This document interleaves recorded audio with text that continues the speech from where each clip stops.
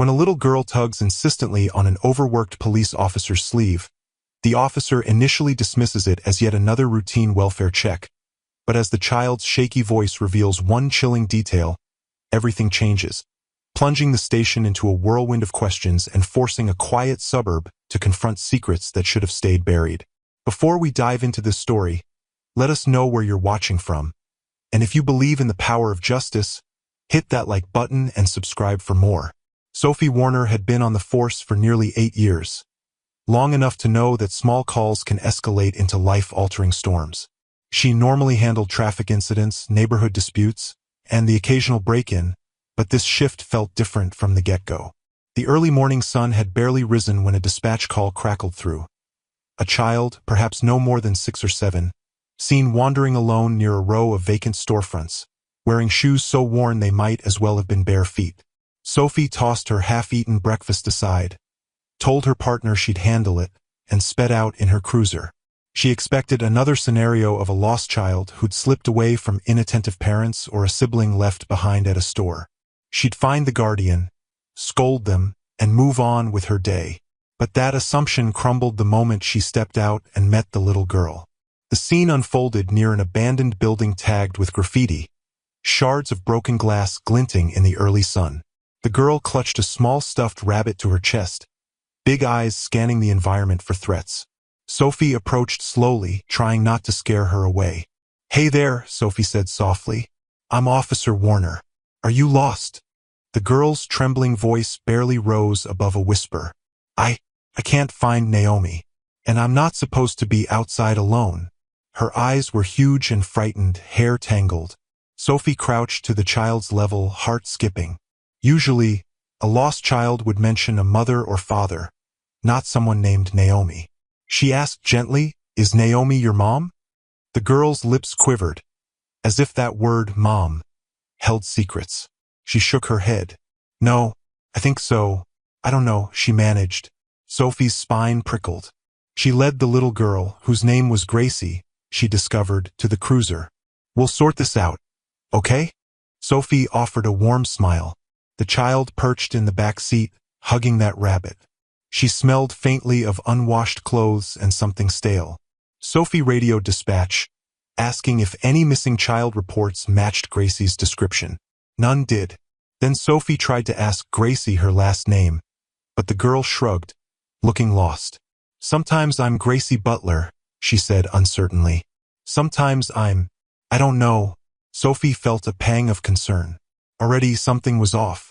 She asked about her parents, but Gracie repeated in that same uncertain voice, "I was with Naomi. She said she had to leave me somewhere safe. Then she never came back." Tears welled in her wide brown eyes. Sophie's jaw tightened. This was shaping up to be something more complex than a standard lost child scenario. A wave of protective instinct rose in Sophie. She recalled her own childhood in a small home overshadowed by tension. She remembered the sense of vulnerability that lingers when you can't rely on the adult world. She told Gracie they'd find out who Naomi was, that she was safe now. Meanwhile, curiosity burned in Sophie's gut. Why did the girl say she believed Naomi might be her mother, yet apparently sometimes called herself Gracie Butler? Who was the Butlers? She tried to gather details, but Gracie seemed confused, occasionally wincing as if the memories hurt. Sophie didn't want to press too hard. She gently assured Gracie that the station had people who could help. Then she drove back, the early morning sun brightening the sky, but the pit in Sophie's stomach warned of looming darkness. At the station, social worker Amelia Baker arrived swiftly. She was the one the department typically called for child cases. Amelia was a warm, meticulous woman in her 30s who believed wholeheartedly in the system's capacity for good, though she often lamented its failures. She led Gracie to a quiet corner, offering hot chocolate. Sophie hovered, wanting to ensure the child felt safe. Amelia asked gently, "Gracie, do you know how old you are?" Gracie fiddled with the rabbit's ears. "Naomi said I'm 6, but the Butlers say I might be 7. I don't know." Amelia shot Sophie a concerned look. This was unusual. The child didn't know her exact age. They coaxed out more bits. Gracie lived with a family called the Butlers for a while, but also spent time with Naomi, who was nice sometimes, but also sad. She was once with Aunt Lydia, who vanished. Every detail painted a scattered existence, as though Gracie had been passed around. No official records came up, no mention in the local child welfare database. That was bizarre. Usually, a child in foster care or adoption would appear somewhere. The vacuum in official records set Sophie's nerves on edge. Amelia asked if Naomi had the same last name. Gracie shrugged, eyes darting about. I don't know. She said I was her baby once. But she got sick, so I had to go away. Then I was with the Butlers. Her voice cracked. They said if I complained, they'd lock me outside. The mention of potential neglect or abuse flared Sophie's anger. She leaned in, voice calm but intense. Gracie, do you want to stay with the Butlers again? Gracie shook her head fiercely, tears brimming. I don't want to. They don't like me. She looked at Amelia, voice trembling. I want to find Naomi, or someone who's nice. Amelia shot Sophie a look that said they needed to dig deeper. Sophie felt a swirl of frustration at the bizarre puzzle. She realized they needed to call Child Protective Services. But given no official record, they might place the child in emergency foster care. Gracie's fear of the Butlers was a red flag. Sophie decided to see if the Butlers had a license to foster. She searched the system. No mention of a butler that matched the child's region. Maybe a sham arrangement? Her detective instincts flared. She recalled a rumor about certain agencies that arranged dubious adoptions. She decided to check the old registry. The defunct Silver Sunshine Adoption Agency had been shuttered years ago, rumored to have engaged in unethical practices, even baby trafficking. Sophie had heard whispers about it in a prior case but never found solid evidence. Could Gracie be a victim of that ring? While Sophie busied herself with these leads, Amelia comforted Gracie. The child's exhaustion was evident. Her posture sagged, eyes drooping from stress. Amelia guided her to a small rest area in the station, giving her a blanket. Sleep if you can, she murmured. You're safe. Gracie curled up, the stuffed rabbit pressed close. Sophie's heart clenched. She couldn't shake the sense that this child was at the center of something monstrous. And Naomi, who was she? The name churned in Sophie's mind. She felt a faint tug of memory, a whisper of something from her own past, but that made no sense. She dismissed it. Later that day, Sophie visited the address Gracie mentioned as the Butler's home. A drab, run-down duplex in a sketchy part of town. She knocked repeatedly. No answer. She circled around, noticing the mailbox overflowing, the windows grimy. A neighbor peeked out, suspicious. Sophie asked if the Butlers lived next door. The neighbor shrugged, said maybe they left 2 days ago with some luggage. Sophie's frustration mounted. She reported back to the station that the Butlers might have skipped town. This was turning into a potential child trafficking scenario, or at least illegal fostering. She prayed no more kids were trapped in that place. Amelia made calls to the state child welfare office. No known file on Gracie, no official foster assignment. This was a violation if they'd been fostering her. The entire situation stank of shady deals. They tentatively placed Gracie in a temporary safe house under Amelia's supervision. Meanwhile, Sophie pored over old records from the infamous Silver Sunshine fiasco. That adoption agency had closed nearly a decade prior, after allegations of baby theft and selling them to desperate families overseas. The owners vanished, never fully prosecuted. A few employees were indicted for forging documents. Could Gracie have come from that pipeline? As night fell, Sophie found herself unsettled, mind swirling. She had always been haunted by the memory of a child she lost. Back when she was just 19, a traumatic event led to an unplanned pregnancy, complications, and heartbreak. She never spoke about it to colleagues, burying the pain. The recollection stirred now, for reasons she couldn't articulate. She shook it off, focusing on the present case. She phoned an old friend, Evelyn Hornby, a retired nurse who once hinted she had information on questionable infant placements. If anyone could shed light on Silver Sunshine, it might be Evelyn. Sophie left a message. Evelyn, it's Sophie. I need to talk about that adoption ring rumor. Call me back. Morning dawned with a call from Ms. Hornby. Her voice was raspy from age, but she sounded worried. Sophie, I've told you bits before. That Silver Sunshine group? They trafficked babies, forging birth certificates. If a mother was in dire straits, they'd slip the child away. Some ended up in weird fosters or black market adoptions. Sophie's heart pounded. She told Evelyn about Gracie's case, the confusion over her identity, the possible involvement of a caretaker named Naomi, and a mention that the child had been passed around. Evelyn sighed. I recall at least one baby who vanished from the hospital. The mother told she died, but no record of a body. It was horrifying. I suspect Silver Sunshine had something to do with it. Sophie's skin crawled. She asked if that mother was ever identified. Evelyn's voice dropped. The mother's name was, I think it might have been, Naomi something, or maybe that was the nurse. The records were incomplete.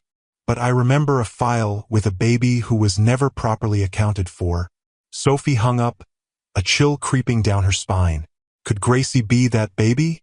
Could Naomi be the birth mother who never fully relinquished her child? The foster arrangement with the Butlers might have been an attempt to hide the child. If so, the conspiracy might run deeper than a single incompetent couple. She realized she needed to find Naomi, who had left Gracie wandering. The idea that a mother might be lurking, trying to reclaim her child, or maybe forced to abandon her. Another angle. Was Naomi the adoptive or birth mother? The puzzle pieces refused to fit easily. She returned to the safe house to see Gracie, accompanied by Amelia. The child brightened upon seeing Sophie, a flicker of trust in those worried eyes. Sophie asked softly, Do you remember if Naomi took you to a doctor or hospital? Gracie frowned. Sometimes Naomi said I needed medicine, but mostly the Butlers gave me some weird stuff. Tasted yucky. She described a scenario where the Butlers locked her in a small bedroom if she fussed. Sophie's anger flared. She gently guided the conversation to names or addresses.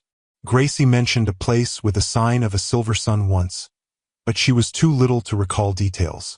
That sealed Sophie's suspicion. Silver Sunshine's old building? Amelia then told Sophie quietly that Gracie had nightmares about syringes and a crying woman. The child possibly remembered something from infancy.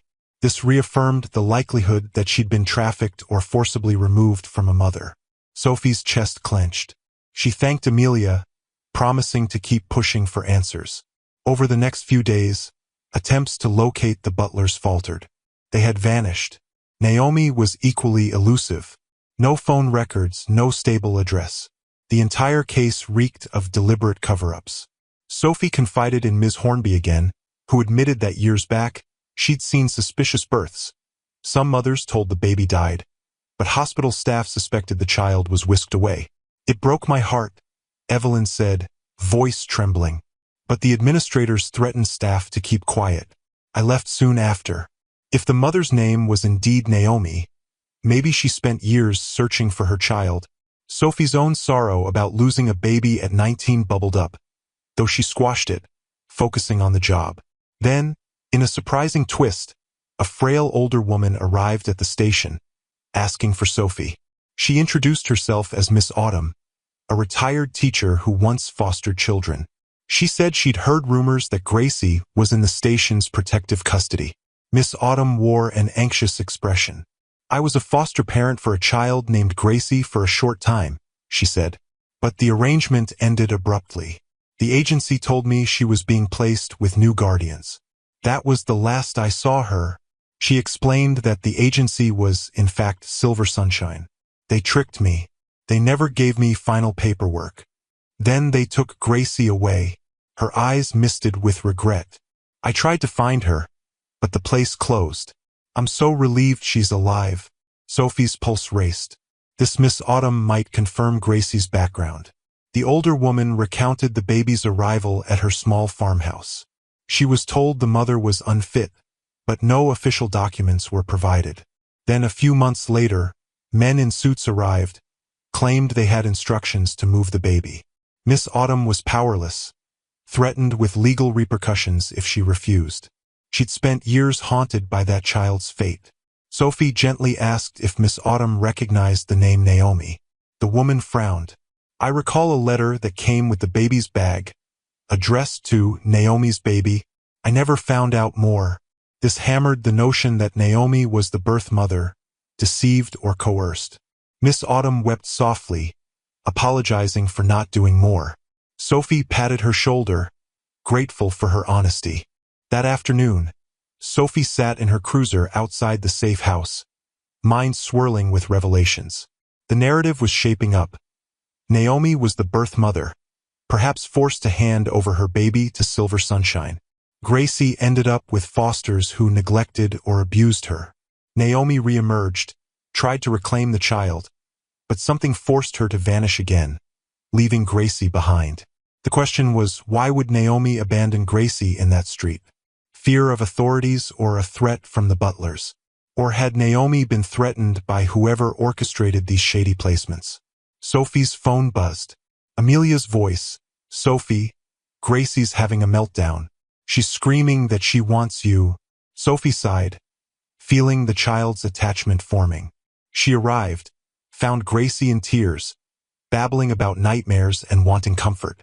Sophie knelt, letting the child press her face into the officer's shoulder. It's okay, Sophie murmured. We'll figure this out. In that moment, a wave of protectiveness surged. Sophie realized she was more than just a case detective now. She felt personally invested, perhaps unprofessionally so, but she couldn't help it. She recognized in Gracie the vulnerable child she once dreamed of saving. She recalled the baby she lost, how she never got closure. It was as if fate had placed Gracie in her path, though she kept that thought to herself. The memory of her own child's disappearance. She forced it away, uncertain if the pangs in her heart meant more than grief.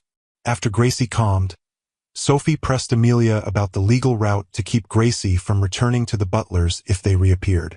Amelia said, "We can petition the court for protective custody. But we need to show the butlers are unfit." Sophie flashed a humorless smile. "Given they vanished, that's evidence enough. But let's do it right. This child can't slip back into that darkness." She also considered that if Naomi surfaced and was proven to be the legitimate mother, perhaps Gracie belonged with her, unless Naomi was part of the abuse. The complexities weighed heavily. Digging deeper, Sophie found old court documents referencing the dismantling of Silver Sunshine. The owners were indicted, but some staff were never identified. Babies had vanished through forgeries and hush-money deals. One line read, "Several children remain unaccounted for." She wondered if Gracie was one of them. The mothers from those cases mostly gave up, believing their infants gone or placed far away. She had to find Naomi. The puzzle might crack if they located her. In a stroke of luck, a lead emerged. A local clinic nurse recalled a woman matching Naomi's description, who once arrived with a child named Gracie for a checkup months ago, then never returned. Naomi apparently gave the clinic a phone number that proved defunct. But the nurse said Naomi seemed terrified, bruises on her arms, said something about the fosters not letting them out often. The nurse had tried to follow up, but the contact info was false. Sophie felt a chill. Possibly Naomi tried to sneak the child to medical care behind the foster's back. Another sign Naomi might be victimized too. So who was controlling them? Could the butlers be cogs in a bigger exploitation ring? Then Ms. Hornby called with an urgent tip. She rummaged old personal diaries from her nursing days, found a note about a mother named Naomi who gave birth at a county hospital around 6 years ago. The records suggested the baby was taken due to the mother's alleged mental instability, but there was no official court order. The baby's footprints card was never filed, which was suspicious. Hornby's voice quivered with regret. "I should have spoken up back then. But they told me hush, or I'd lose my job." That adoption ring had power. Sophie's knuckles tightened on the phone. This all points to Gracie as Naomi's child, forcibly removed. Naomi probably tried to get her back, but the fosters or their associates threatened her. Hornby sighed. "Yes, if you can find Naomi, she might confirm it all." As days turned into weeks, Gracie remained in protective custody under Amelia's supervision. The child's anxious nightmares lessened somewhat with therapy and a stable routine. She clung to Sophie whenever she visited, once calling her mommy in a half-asleep moment, which stabbed Sophie's heart with bittersweet longing. She corrected Gracie gently, "I'm Officer Sophie, remember?" Gracie gazed at her with those big eyes, nodding, but something lingered in that gaze, as if she recognized a deeper connection. Sophie found it harder to sleep at night. She tried to remain professional, but this was slipping into personal territory.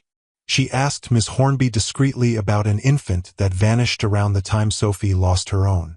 A terrifying suspicion. Could Gracie be? No, that was too improbable. She never gave birth in that region, or so she recalled. The memory was a haze. She left town after that tragic complication, returning only years later. But the idea haunted her.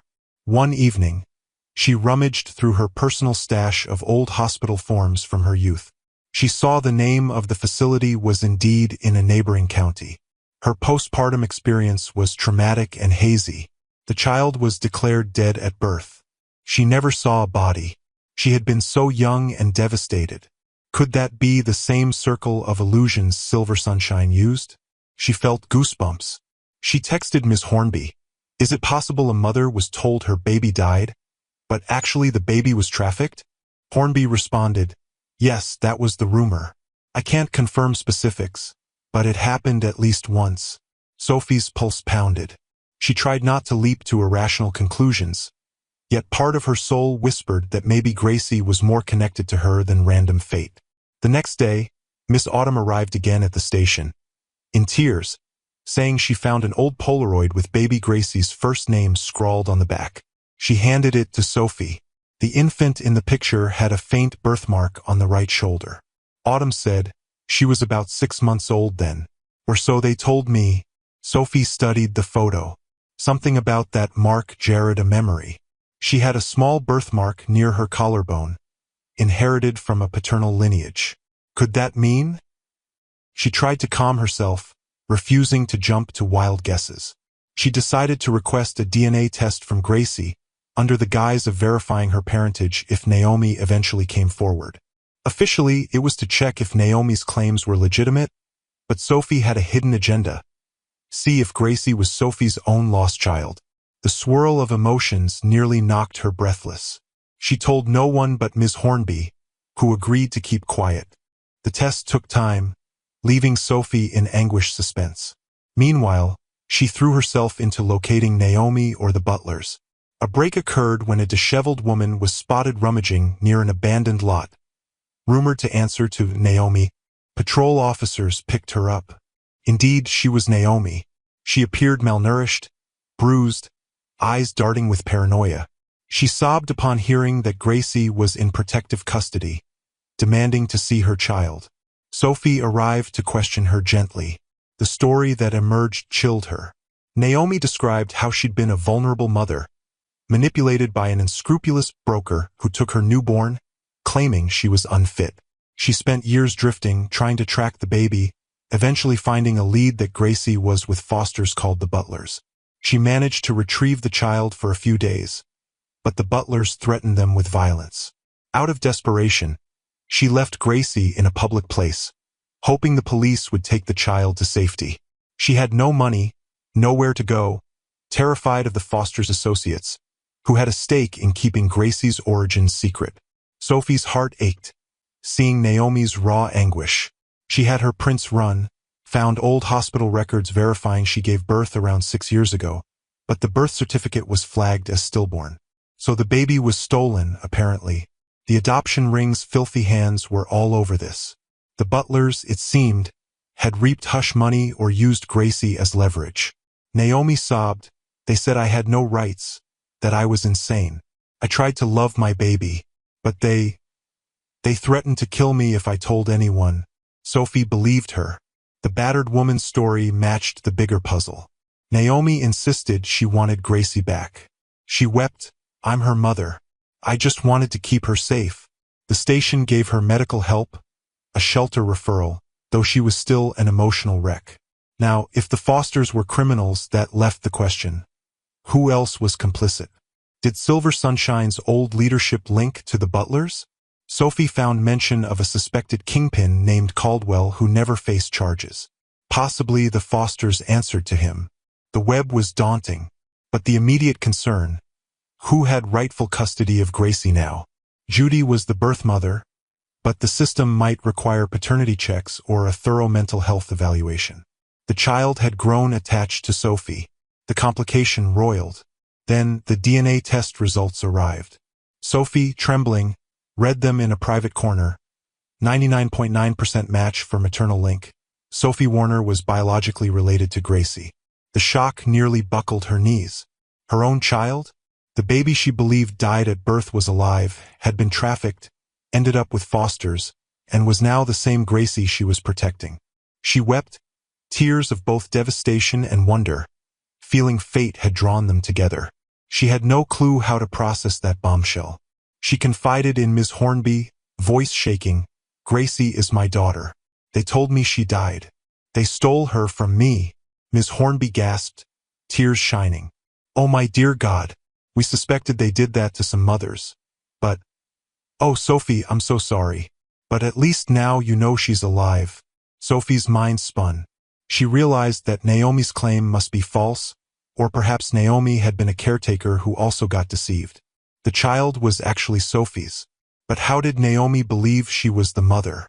Possibly they told Naomi the child was hers to keep her quiet. The ring might have manipulated multiple mothers. The entire scenario was a labyrinth of cruelty. Sophie had to approach this carefully, balancing professional duty with personal stake. She confided in Amelia, who was stunned. "We'll need a court hearing," Amelia said. "If you're the biological mother, Gracie's not Naomi's. But we must handle it delicately, or Naomi might lash out. She's also a victim." Sophie nodded, tears streaking her face. "I just want Gracie safe. I never thought I'd see my child again." She tried to keep her composure. The department might remove her from the case for conflict of interest, but she refused to let go. She had to see justice done. She had to protect Gracie. The next day, Naomi was told about the DNA test. She broke down in confusion. They said she was mine. They took me to a hospital once, said I gave birth but I was too delirious. I never questioned it. But maybe they lied. I never had real proof." She sobbed, "I loved Gracie as my own. But now, if she's not my daughter, then who am I?" Sophie's heart bled for the woman, another victim of the ring. Naomi recounted how a shady figure named Caldwell orchestrated many such assignments. Sophie realized Naomi might be a coerced caretaker. "Naomi," she said gently, "I'm sorry this happened, but Gracie is my child, stolen from me. You were deceived too." Naomi gave a tearful nod. "I just want her safe. I couldn't protect her." The heartbreak in her eyes was genuine. Sophie's anger soared at the criminals who toyed with human lives. Meanwhile, Ms. Autumn was overjoyed at the news that Gracie had found her real mother, though she too was stunned. She told Sophie, "Take good care of her. She's a special child. I'll testify if needed about how I tried to keep her safe. That might help in court." But the Fosters, the Butlers, were still at large, perhaps with connections to Caldwell. The station launched a manhunt, circulated their photos. They found a tip that the Butlers were holed up in a distant trailer park. When a squad arrived, the suspects had fled, leaving behind forged adoption papers referencing Silver Sunshine. More proof of a massive scandal. The local media caught wind, ran headlines like, "Officer's lost daughter found," "Silver Sunshine scandal reignited." The public devoured the story. Sophie felt exposed, but her focus was on Gracie's well-being. She tried to spend time with Gracie in the safe house, forging a bond they were cruelly denied. The child, uncertain at first, sensed Sophie's warmth. Slowly they connected. One night, Gracie asked, "Are you really my mommy now?" Sophie's throat clenched. She stroked the girl's hair, tears in her eyes. "Yes, sweetheart. I am. I never knew you were alive. I promise I'll never let you go again." Gracie sniffled, nodding, as if relief and confusion swirled. Of course, there had to be a formal hearing. The system demanded a custody process, especially since Gracie's official identity was in question. The Butlers might still claim guardianship, though they were criminals on the run. Naomi might attempt to intervene, though she admitted she was never the birth mother. The government needed to see all the evidence. Amelia helped Sophie prepare. Ms. Hornby wrote a statement about the baby theft scandal. Miss Autumn agreed to testify about fostering Gracie under suspicious pretenses. Naomi indicated she'd not contest Sophie's claim. She just wanted the child to have a stable home, though her heartbreak was evident. Meanwhile, detective work continued in the background, building a case against Caldwell and his associates. Tension soared. Sophie dreaded the possibility that the system might brand her too compromised or not stable enough. She was a single officer, no spouse, just her job. But she refused to relinquish her daughter again. In the weeks leading to the hearing, the press hounded Sophie for comment. She avoided them. She spent time reading bedtime stories to Gracie, forging that mother-child closeness. Each small moment reminded her of what was stolen from them. She discovered Gracie loved drawing, scribbling pictures of a policeman, a big building labeled station. She'd draw Sophie with a uniform and a big heart overhead. Sophie's chest tightened each time. The child was claiming her as mom in the only language she knew. Meanwhile, the looming court date overshadowed everything. Finally, the day arrived. The county courthouse bustled with onlookers, reporters, social workers. Sophie arrived in a plain blouse, wanting to appear as a stable potential mother, not just a uniformed cop. Amelia, Ms. Autumn, Ms. Hornby, and even Naomi were present. The judge, a stern woman with a track record of tough calls, took the bench. They began with a review of the DNA evidence. The judge verified that Sophie was indeed the child's biological mother. Then they heard Naomi's testimony. She recounted how she'd been told the baby was hers, but she realized now it was all a lie by the adoption ring. She asked for forgiveness. Next, Ms. Autumn described how she cared for Gracie, but the agency took her away. Ms. Hornby detailed the hospital corruption. The judge's expression grew grim, recognizing the scope of wrongdoing. Amelia testified about the conditions in which they found Gracie, her fear of the Fosters, and her blossoming bond with Sophie in the safe house. The judge studied Sophie. Officer Warner, are you prepared to assume full parental responsibility for this child? Sophie's voice trembled as she said, Your Honor, the day I believed my baby died was the darkest of my life. Learning she was alive, stolen by criminals, has changed me forever. I vow to provide a safe, loving home. I have stable employment, a supportive network. I want to be her mother. She is my daughter. Her eyes welled with tears. Gracie, seated with Amelia, gazed up at Sophie with hopeful eyes. The judge paused. And you are aware of the emotional and legal complexities, given your role as an officer in this investigation? Sophie nodded. Yes, but I will recuse myself from any direct criminal prosecution. My only priority is Gracie's welfare. The judge asked the child softly if she wanted to be with Sophie. The little girl nodded, tears shining. Yes, please. She's nice. She's my real mommy. The judge exhaled, scanning the evidence. The Fosters were criminals at large, no legitimate claim. Naomi relinquished any claim, admitting she was misled. The path seemed clear. Nevertheless, the judge demanded thorough background checks. The next days involved rigorous home inspections, psychological evaluations, to ensure Sophie could handle the trauma. She passed with flying colors, though it was emotionally grueling. Ms. Saunders arrived with supportive testimonies from colleagues who praised Sophie's stability and compassion. Even the station's captain wrote a letter stating that Sophie had never shown misconduct. Meanwhile, the public watched with bated breath. Some cynics doubted a single, childless cop could handle a traumatized child. Others championed Sophie as a hero. The swirl reached its peak when the judge finalized the custody arrangement, awarding Sophie legal guardianship pending final adoption confirmation. The hush in the courtroom broke with subdued cheers. Sophie embraced Gracie, tears streaming. Naomi, though sorrowful, gave them a faint smile, perhaps relieved that the child found her real mother. Ms. Autumn wept softly, grateful that love won out. But the story wasn't quite done. Caldwell, the suspected kingpin, lurked somewhere, along with the Butlers. Police finally tracked the Butlers to a motel. In a tense standoff, they arrested them. The Fosters sang like canaries, implicating Caldwell in baby trafficking. Naomi, testifying under immunity, provided further details. The net closed. Caldwell was apprehended at a remote ranch, leading to a high-profile trial that exposed Silver Sunshine's vile operations in full. The public outcry soared. Babies stolen from unsuspecting mothers. Mothers lied to about stillbirths, hush money, forgeries. The heartbreak was unimaginable. Sophie was quietly absent from Caldwell's criminal trial, focusing on helping Gracie adjust. But she followed the updates, relieved to see the ring dismantled at last. Caldwell was convicted of multiple counts. The Butlers faced charges of child endangerment, kidnapping conspiracy, and more. In time, Sophie found a measure of peace. She and Gracie settled into a small home near the outskirts of the city, where they could feed ducks by a pond and watch sunsets. The child overcame her nightmares with therapy, though she'd sometimes ask about Naomi. Sophie explained gently that Naomi was a victim too. They arranged a supervised meeting once, letting Naomi see that Gracie was safe.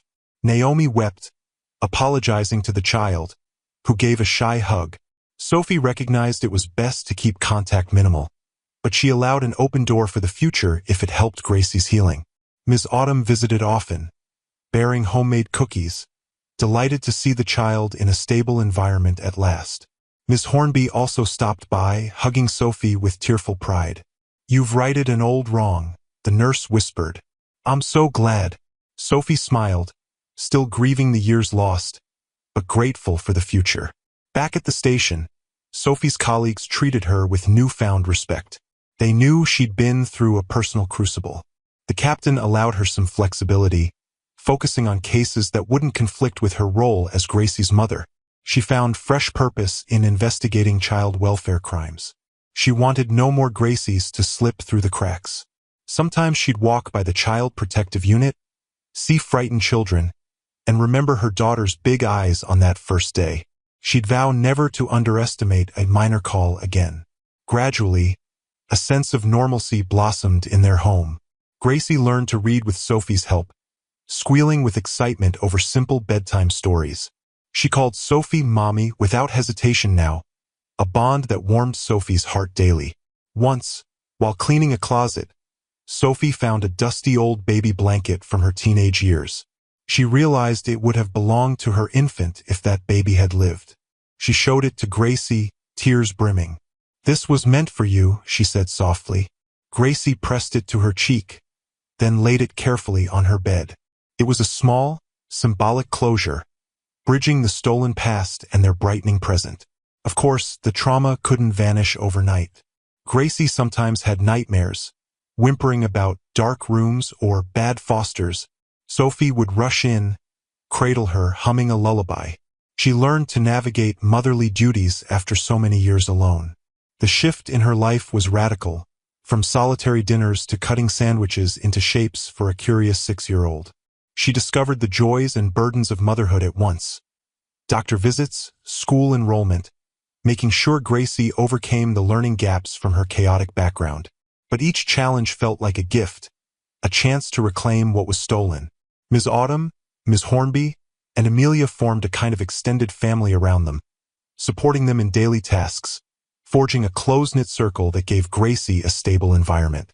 Months later, a final adoption hearing took place, though biologically it was more of a parental recognition. Still, the system required official closures.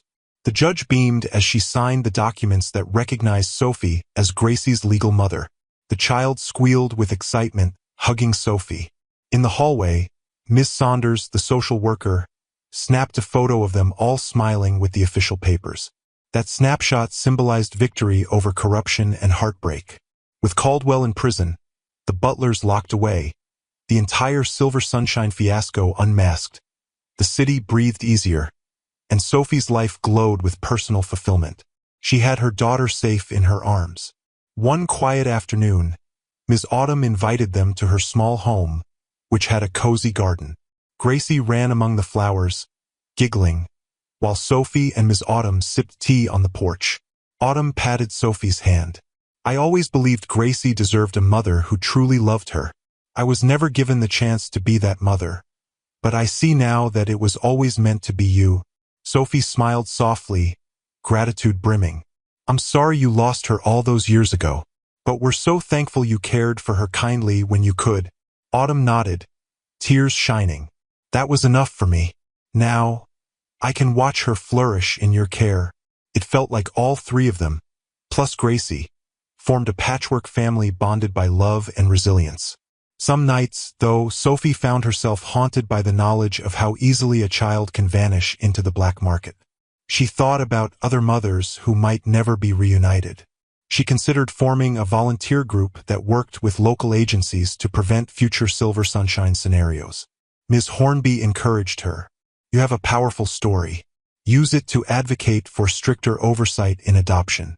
Keep the memory of what happened to you and Gracie alive so people stay vigilant. Sophie agreed, though initially shy about stepping into the public eye. But she recognized that if her voice, if their story, saved even one child from trafficking, it was worth it. In time, she and Gracie found a comfortable routine. Gracie started attending a local primary school, making friends, exploring new hobbies. On career day, she proudly declared to her classmates, "My mom is a police officer. She saves people." The teacher told Sophie that story with a chuckle. Sophie felt a lump in her throat, remembering the day she found Gracie wandering alone, how her entire life changed in that moment. She saved me too, Sophie often thought, because in giving Gracie a home, she found a reason to heal from her own trauma. As for Naomi, the battered caretaker, she eventually found a battered women's shelter that offered therapy. She wrote letters to Sophie, apologizing again. Sophie wrote back, telling her she held no malice. She recognized Naomi was a victim. Sometimes Naomi would mention she missed Gracie, but accepted the truth that she was never the rightful mother, only used by criminals. Sophie arranged for occasional supervised visits, believing it might help Gracie process her past. Naomi responded with gratitude, though she seemed determined to eventually forge a life free from these nightmares. Over time, they reached a fragile peace. Gracie was told gently that Naomi was a friend who loved her but wasn't her birth mother. The child accepted it with surprising maturity, probably relieved that the confusion was resolved. The entire web of lies was replaced with a simpler truth. Sophie was her real mom. Others were part of her complicated journey. One bright spring morning, Gracie raced into Sophie's bedroom, squealing about a father-daughter dance at school. She paused, looking uncertain. "Mommy, do I have a dad?" The question stabbed Sophie's heart. She knelt, hugging the girl, explaining that her father wasn't in the picture, that he was never part of the story. The child asked, "Then who will dance with me?" Without missing a beat, Ms. Autumn volunteered to stand in, or maybe Ms. Hornby or even Amelia. But Sophie saw the flicker of sadness in Gracie's eyes, longing for a full family. The best Sophie could do was offer unwavering love. She realized that families come in all shapes. "We can dance together, you and me, if that's allowed," Sophie suggested. Gracie grinned, hugging her. "That's allowed." Indeed, at the event, Gracie wore a small lilac dress, Sophie in a modest outfit, and they waltzed under the gym's disco lights. Teachers smiled, some wiping tears at the sight of a mother reclaimed after so much sorrow. Ms. Autumn snapped photos, beaming. That night, Gracie fell asleep in the car on the ride home, exhausted from dancing, trusting arms wrapped around her stuffed rabbit. Sophie carried her inside, heart warm with maternal pride. Of course, no story of heartbreak ends without lasting scars. Gracie's nightmares recurred sometimes, referencing men's voices and locked closets. Sophie reassured her each time. She found a specialized child psychologist who taught coping strategies. Slowly, Gracie gained confidence. Meanwhile, Sophie confronted her own nightmares about losing her baby. Now that baby was in her arms. The guilt for missing 6 years of her daughter's life weighed on her, but she forced herself not to drown in regrets. "We have each other now," she told Amelia one day. "That's what counts." Amelia agreed, seeing the bond that formed was strong enough to weather the ghosts of the past. The city collectively moved on from the Silver Sunshine scandal, focusing on new headlines. But Sophie and Gracie's story quietly remained a beacon for those who'd been scammed or threatened by adoption rings. Ms. Saunders, the social worker, reported an uptick in calls from mothers who suspected foul play. The result? More unearthing of old cases, more arrests of those who once hid behind that defunct agency's operations. The wave of accountability was slow but steady. Caldwell's associates were systematically hunted. The ring collapsed. Some families whose children vanished never found closure, but at least the pipeline was severed. Sophie found some measure of solace in that, though she'd occasionally weep for the mothers who still lacked the miracle she received. She promised to remain vigilant. Time passed. Gracie blossomed into a bright child, curiosity shining in her eyes. She soared academically, thanks to stable schooling. On her 7th birthday, by official records that was the best guess, Sophie threw a small party at Ms. Autumn's garden, inviting Amelia, Ms. Hornby, and a few neighborhood kids. They lit pastel balloons, baked a simple cake. When Gracie made a wish, she whispered, "I wish that no other kid ever has to be lost." Then she blew out the candles. Sophie nearly cried at her daughter's gentle compassion. The party ended with children chasing each other in the yard, carefree laughter filling the air. For a fleeting moment, the horrors of the adoption ring felt far away, replaced by simple, radiant joy. One late evening, after Gracie had dozed off, Sophie rummaged an old chest, pulling out a single photograph that had haunted her. It was her, age 19, pale and weary, in a hospital bed. The memory of the nurse telling her the baby didn't survive still stung. She realized how cunning that ring must have been to orchestrate the lie. She tried to push away hatred, focusing instead on gratitude that fate corrected itself. She placed the photo in an envelope, planning to show it to Gracie someday, explaining how they were robbed of each other.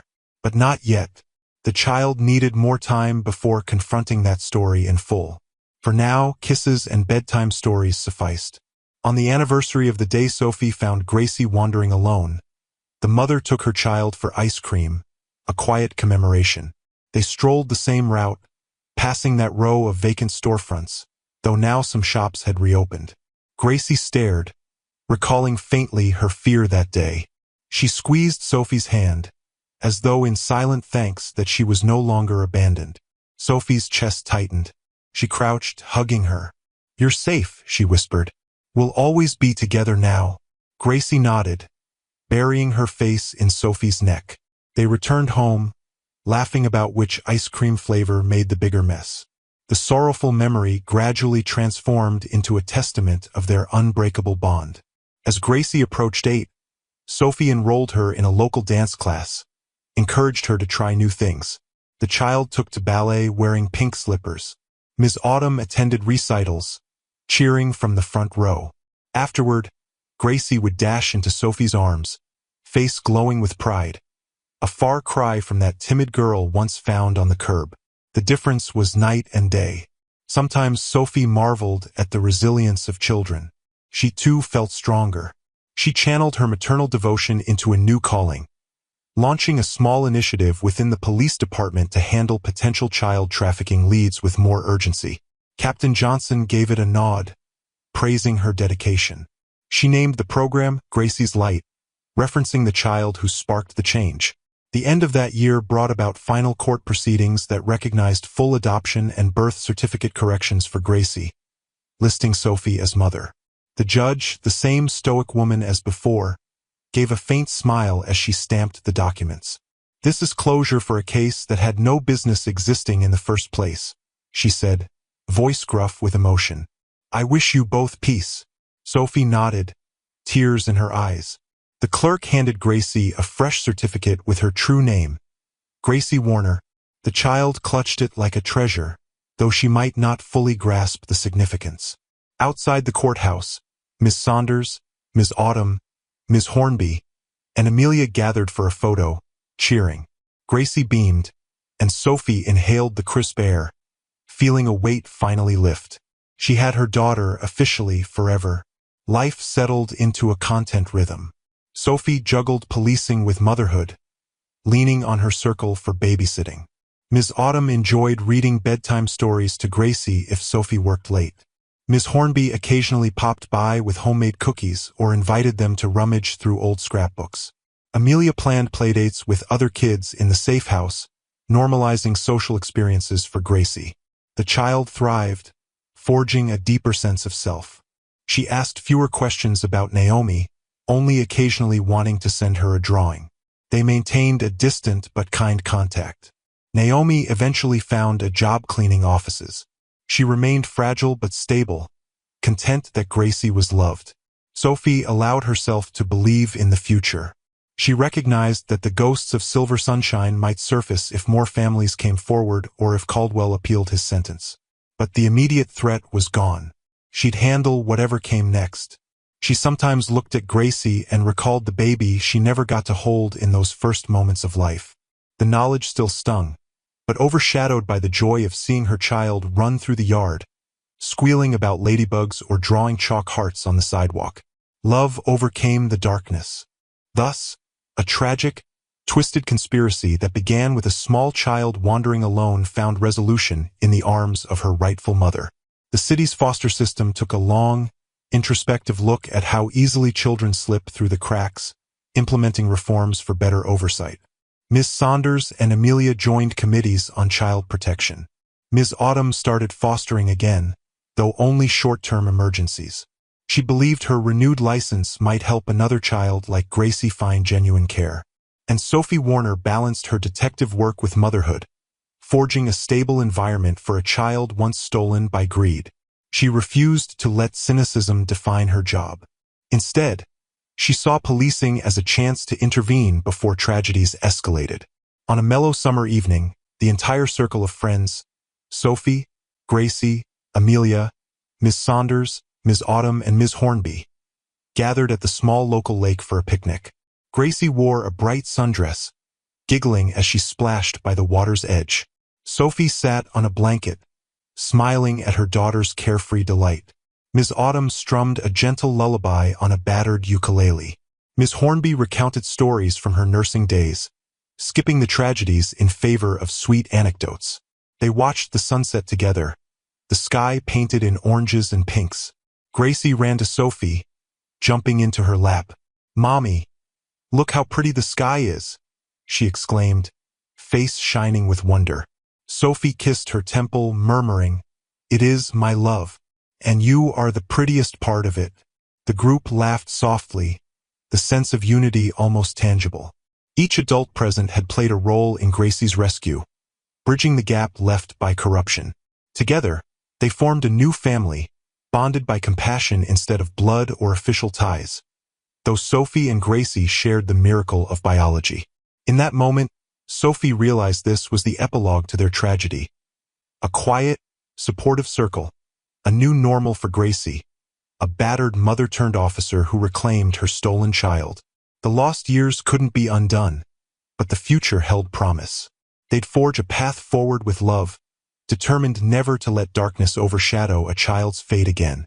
As the final slivers of sunlight sparkled on the lake, Gracie leaned against Sophie, eyes half closed with contentment.